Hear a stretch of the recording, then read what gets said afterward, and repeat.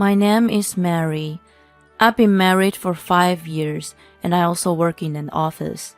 I met my husband John through a matching app. John is 35 years old, 5 years older than me. He originally worked for a big company, but after we first started dating, he left his job due to relationship problem at work and has since moved from job to job. I also work, so money is not a problem, but I wish he would work a little harder at this job. When we first got married, John and I lived together, just the two of us. But after my mother-in-law called us out of the blue, our life changed drastically. Dad collapsed. Come right away. John and I rushed to the designated hospital. When we got there, darling, there was my mother-in-law sobbing her eyes out. We prepared ourselves for the worst, and then the doctor came in. I need to talk to you all, so please come this way. He called us into a small room that looked like a conference room.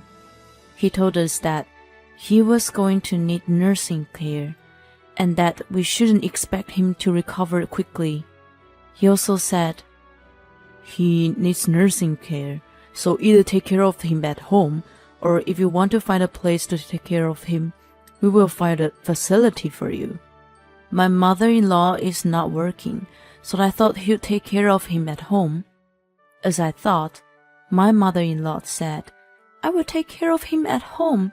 It would cost a lot of money at a facility, and I want to be with my husband. It was completely understandable that she'd want to be with him, having lived with him for so many years. Then, back to the hospital room, my mother-in-law talked to us about taking care of him at home. I would take care of him, but I think there are limits to what I can do on my own. If it's okay with you too, would you be willing to live with me at our house? I thought it would be very difficult for my mother-in-law to take care of my father-in-law by herself. My husband asked, Mary, is that okay? But I could understand how hard it could be for her, and I didn't have that much of a problem with my mother-in-law. So I said, okay, and agreed.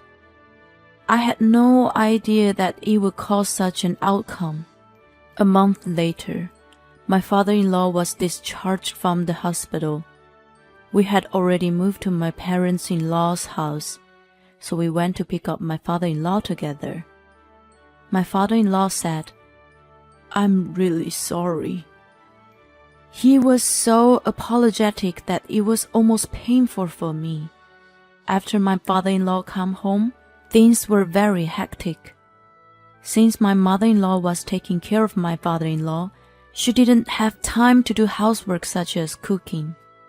I was in charge of the housework, and John took care of the garbage. Perhaps it was because our lives were so hectic, I gradually felt that everyone was getting frustrated. I thought that John didn't have such a tough job, but I wanted him also to do the household chores. John sometimes complained about why he had to take out of the garbage. I honestly thought, why don't you at least do that? But it was my mother-in-law who was the most stressed. Ever since she started taking care of my father-in-law, it was obvious that she was getting more and more frustrated every day. Hey, Mary, the bathroom was dirty. There was hair left on the floor. You need to clean it up. Hey, didn't we just have spaghetti? Don't be lazy to serve us the same meal with the same month. She started attacking me. John and my mother-in-law took advantage of me. Hey, haven't you been lazy lately? Mom is busy taking care of that, and all you do is work, right? You can't even do your housework properly. She lets you live at her house, so you should be working to pay the rent. He started saying things like that. After my mother-in-law started taking her frustrations out on me, I felt that for some reason the distance between my mother-in-law and John seemed to have shortened. John had always been a bit of Mama's boy, but I felt that the level had gone up even more. I know how hard it was to take care of my father-in-law, so I tried my best to reduce the burden on my mother-in-law by cooperating with her on weekends. Then, gradually, she became more and more reliant on me. On Saturdays and Sundays, my mother-in-law and John would go out to eat together. John and my mother-in-law went shopping together on weekends. I wondered if John's salary was enough to go out that much. I wish he would save the money for the future. But I thought that if it was for my mother-in-law's refreshment, so it was just for now. I took care of my father-in-law without saying anything in particular. My father-in-law could talk, so we could chat, laugh, and I enjoyed taking care of him. Seeing this, my mother-in-law said, "Mary, thank you for taking care of him. I'm glad you're here." She may have been able to relax a little bit, and she began to express her gratitude to me. I was happy to know that I was supporting her. After that, I continued to work and do housework on weekdays, and on weekends, I kept myself busy taking care of my father-in-law. My mother-in-law and John were almost never home on weekends. One Saturday, I was chatting with my father-in-law, and I felt him trying to say something to me. "What's wrong, father? Is something wrong? Do you want a glass of water?" I would ask him, but he would just say, "No. Please let me know if there's anything I can do to help." I told him. Then my father-in-law started to talk, very reluctantly. "Lately, my wife doesn't take care of me at all," he said. I thought my mother-in-law was doing her best taking care of him, so I interpreted it as meaning that she was not taking care of him the way he wanted. I said, "She is not a professional, so it's not easy for her." "No, it's not like that. Lately she doesn't change my diaper even once until you come home," he said sadly. He also said, "John also comes to my room. He'd give me a cold look and said, 'I hope you'll be gone soon.'" So, to sum up my father-in-law's story, my mother-in-law doesn't take care of him, and she doesn't give him food or change his diapers. She would put food in front of him and she would go into the living room laughing. Furthermore, when he asked John to change his diaper, he said, "You're not a baby, so do it yourself." He scolded him. It was hard to believe, but the fact that my father-in-law was so serious about it might mean that it was true. I intentionally took the afternoon off to come home early to verify the truth. My mother-in-law was not home. Only my father-in-law was there, on the table beside my father-in-law's bed. There was breakfast and lunch, which she must have prepared untouched. I also checked with my father-in-law and found that the diapers had never been changed. They were soiled and stuck to his skin. I felt so bad that I had doubted my father-in-law. I changed the food and the diaper and talked to my father-in-law. He said, "I think you can see. This is the truth." I apologized to my father-in-law for not believing him. "I don't want to ask you to do this, but Mary, please, would you take care of me?" He said, "Lately, they've been taking my bank card and using my money." I had no idea they were doing that. I was surprised. "I have several bank accounts, but they haven't found the one with the most money in it yet. So, in order to protect it too, I would like you to take care of me. I said okay with one reply. I told my mother-in-law and John that I would take care of him on their behalf. They happily agreed. Since then, I have been taking care of my father-in-law and doing housework every day. My mother-in-law and John seemed to be happy every day. But when I left their room for a while, my mother-in-law and John would go to my father-in-law's room and make sarcastic comments to him. The other day, my father-in-law said to me, "She was asking me about the money." "Where's the money? You're worthless without money. You're making us take care of you, so give me the money." "What?" "But don't worry, I'll take care of you, father. I won't make you sad from now on." After saying that, my father-in-law thanked me. He cried and thanked me many times. After that, even when I was taking care of him, my mother-in-law and John would go out together.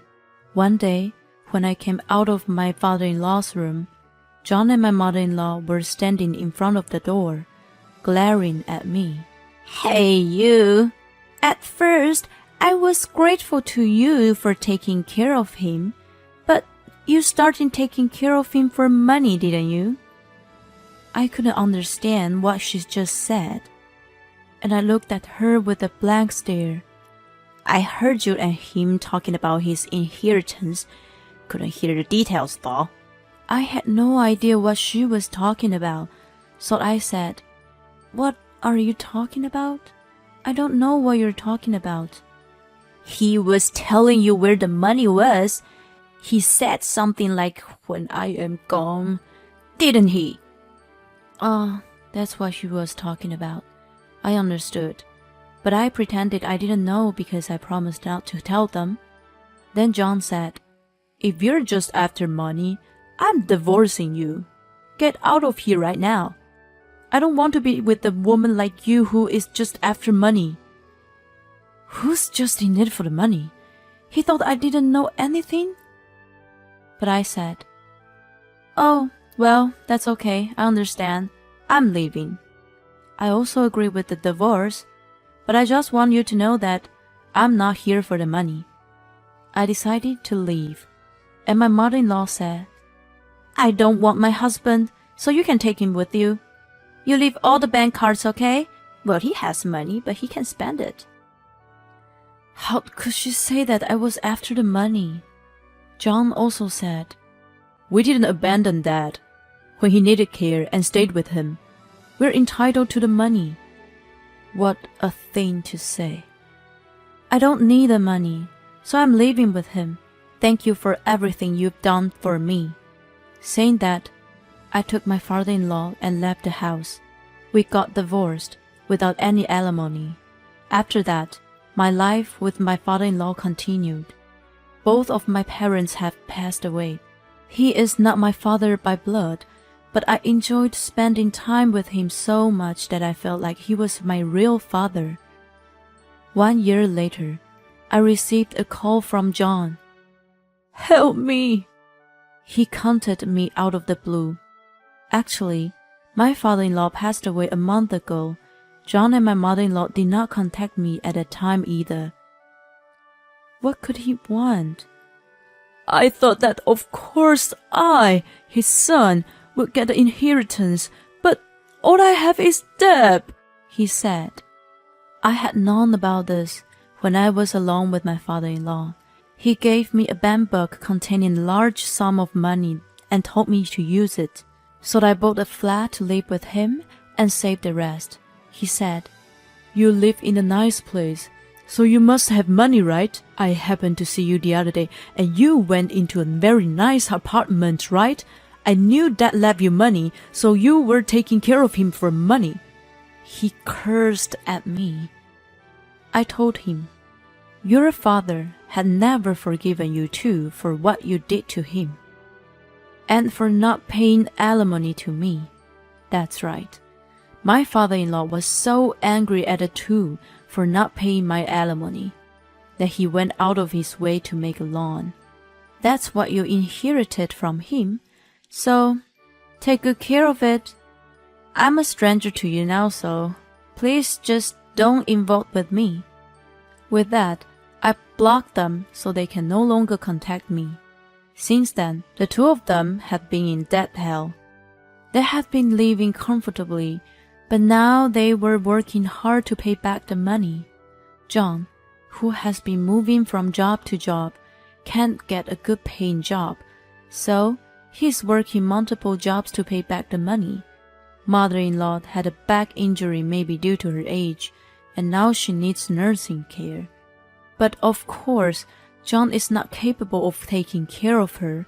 He leaves her diapers dirty all day long, just like he did with my father-in-law. What she did to him came back to her. I hope they are sorry for what they did. I've been alone since my father-in-law passed away, but I like to start moving on to a new life from here.